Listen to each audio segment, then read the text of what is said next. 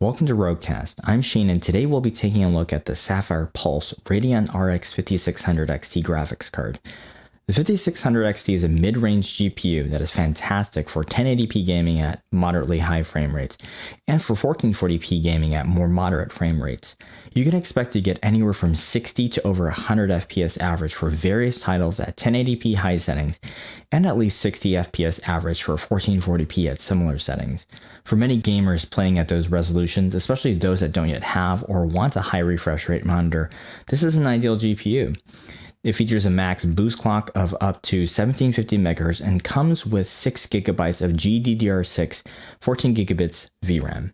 Now, Sapphire's Pulse card comes out of the box with the updated firmware that enables the memory to run at the faster data rate, as opposed to the initially specified 12 gigabits per second from AMD. This is a dual BIOS card, and the quiet or performance modes can be easily chosen by toggling a small switch.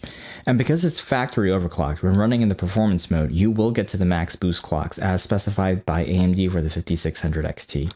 As with any card running in a boosted state, it will naturally draw more power and require higher fan speeds to keep the card cool, which is where the quiet mode comes in handy for quieter use. Since it's essentially a cut down or underclocked Radeon RX 5700, it runs relatively cool compared to its higher powered siblings, and it's power efficient as well, evidenced by the single 8-pin power connector it's equipped with. The performance boost clocks of 1750 MHz on the Pulse 5600 XT is fairly close to the AMD hard limits, so there's very little room to overclock, but that's also a good thing. Essentially, this is a plug-and-play card, and you don't have to spend too much time dialing it in. What you see is pretty much what you can get. If you game hard, just leave it on the performance mode, and when it comes time to play some gentler titles or save some power, just flick the switch over to the quiet mode. What stood out to me was how well the cooler on this card was designed, and how quietly the card runs even under load. Even when gaming, I could barely hear the card running on stock settings. I measured the fans at around 95 millimeters, so they're quite large, and as such, they move air fairly quietly and efficiently.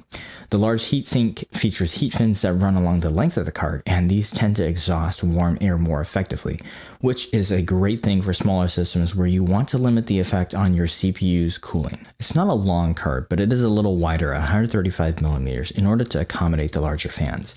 For me, the metal backplate is the icing on the cake, which protects the PCB while adding some graphical splash to your build, and I really love the cutouts as well. This is Sheen. Thank you for walking through the Sapphire Pulse Radeon RX 5600 XT with me here on Roguecast.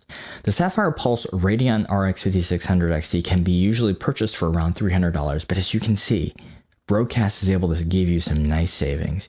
Be sure to check out what else we can save you money with here on Roguecast.